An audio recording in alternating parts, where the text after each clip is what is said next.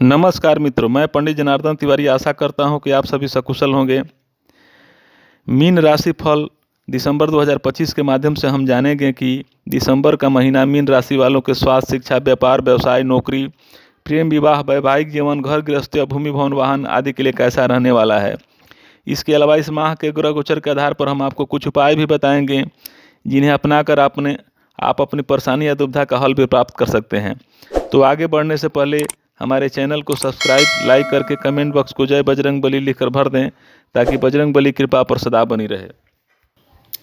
Career के दृष्टिकोण से यह महीना आपको नई उम्मीद प्रदान करेगा और आप जितना ज़्यादा प्रयास करेंगे उतनी अधिक आपको सफलता प्राप्त होगी। छठे भाव में पूरे महीने केतु महाराज विराजमान रहेंगे, जबकि छठे भाव के स्वामी सूर्य देव महीने की शुरुआत में मंगल और शुक्र के साथ नवम भाव में रहेंगे, जो 16 तारीख से दसम भाव में प्रवेश करेंगे। महीने के उत्तरार्ध में 7 तारीख से मंगल और 20 तारीख से शुक्र भी 10वें भाव में प्रवेश करे जाएंगे।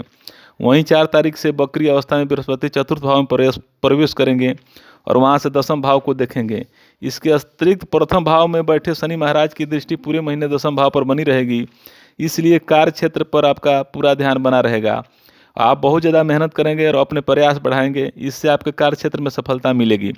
आपको ऊंच पद की प्राप्ति हो सकती है और यह प्राप्ति आपको सफलता प्रदान करेगी। आपको कार्य क्षेत्र में कोई बड़ा पद प्राप्त हो सकता है और साथ ही आपकी आय में वृद्धि होने की सौगात भी आपको प्राप्त हो सकती है। व्यवसाय करने वाले जातकों के लिए महीने की शुरुआत कुछ कठिन रहेंगे, लेकिन सप्तम भाव के स्वामी अष्टम भाव में रहेंगे, लेकिन 6 तारीख से बुध नवम भाव में प्रवेश कर जाएंगे, तब से आपके व्यापार में उन्नति होगी। यदि आपकी आर्थिक स्थिति को देखा जाए तो आपके लिए यह महीना उतार चढ़ाव से भरा रहने वाला है। पूरे महीने राहु महाराज द्वादश भाव में विराजमान रहेंगे, जो आपके खर्चों को अप्रत्याशित तरीके से बढ़ाते जाएंगे। आपको समझ में नहीं आएगा और आप फिजूल खर्ची भी करेंगे। आप बेवजह कामों पर खर्च करेंगे, जिससे आपके बाद में पछताना पड़ सकता है। इसलिए आपको धन का सही प्रबंधन करने पर ध्यान देना होगा, अन्यथा आपकी आर्थिक स्थिति बिगड़ सकती है और आपको परेशान होना पड़ सकता है। यह महीना स्वास्थ्य के दृष्टिकोण से उतार चढ़ाव से भरा रहने वाला है। पूरे महीने आपके स्वास्थ्य में उतार चढ़ाव आते रहेंगे, इसलिए आपको बदलते मौसम का भी ध्यान देना पड़ेगा।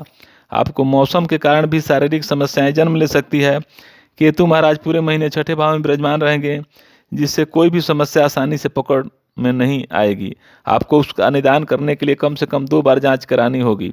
आपको किसी प्रकार का संक्रमण होने या विशेष रूप से पेट से जुड़े संक्रमण की संभावना बन सकती है। यदि आप किसी प्रेम संबंध में हैं तो महीने की शुरुआत में आपके लिए बहुत अच्छी रहेगी। बृहस्पति महाराज पंचम भाव में ही विराजमान रहेंगे, जो आपके रिश्तों को महत्व देने वाला बनाएंगे। आप अपने प्रीतम और उनकी भावनाओं को समझेंगे, उनकी कदर करेंगे और उनके महत्व को समझेंगे, जिससे आपका प्रेम जीवन पुष्पित और पल्लवित होगा। 4 तारीख से गुरु महाराज बकरी अवस्था में चतुर्थ भाव में चले जाएंगे। शनि आपकी ही राशि में रहेंगे, जिससे आप अपने रिश्ते में अनुशासन, प्रियता पसंद करेंगे। आप अपने प्रीतम से भी अच्छा व्यवहार करेंगे, वह अपने रिश्ते को संभालेंगे। आपके अंदर दूसरों की मदद करने का भाव जगा रहेगा, जो आपकी प्रीतम को बहुत पसंद आएगा और इससे आपके रिश्ते की प्रगति होगी। यह महीना पारिवारिक जीवन के लिए ठीक ठाक रहने की संभावना है। दूसरे भाव के स्वामी मंगल महाराज महीने की शुरुआत में नवम भाव में रहेंगे, वहाँ से आपके द्वादश भाव, तृतीय भाव और चतुर्थ भाव को देखेंगे। इसके बाद वह 7 तारीख को आपके दसम भाव में आकर अपने प्रथम और चतुर्थ भाव, पंचम भाव को देखेंगे, जिससे पारिवारिक जीवन में थोड़ी उथल पुथल बनी रहेगी। लेकिन आप अपने परिजन के प्रति प्रेम महसूस करेंगे और उनके प्रति अपने कर्तव्यों का निर्वहन भली प्रकार से करेंगे। शनि महाराज आपकी ही राशि में पूरे महीने विराजमान रहेंगे, जो आपके अंदर अनुशासन, प्रियता का भाव लेकर आएंगे।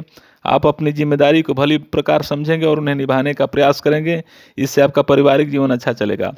अब उपाय की बात करें तो आपको गुरुवार के दिन ब्राह्मण और विद्यार्थी को भोजन कराना चाहिए।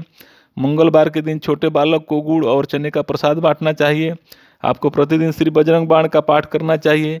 जीवन में आध्यात्मिक उन्नति और समस्याओं के निवारण के लिए मंगलवार और शनिवार को भी सुंदरकांड का पाठ करें। हमें उम्मीद है कि आपको यह वीडियो पसंद आया होगा।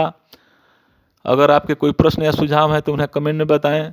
आप हमारे चैनल पर नए हैं तो कृपया सब्सक्राइब करें और बेल आइकन को प्रेस करें ताकि हमारे नए वीडियो के बारे में आपको पता चल सके। आपकी प्रतिक्रिया के लिए धन्यवाद।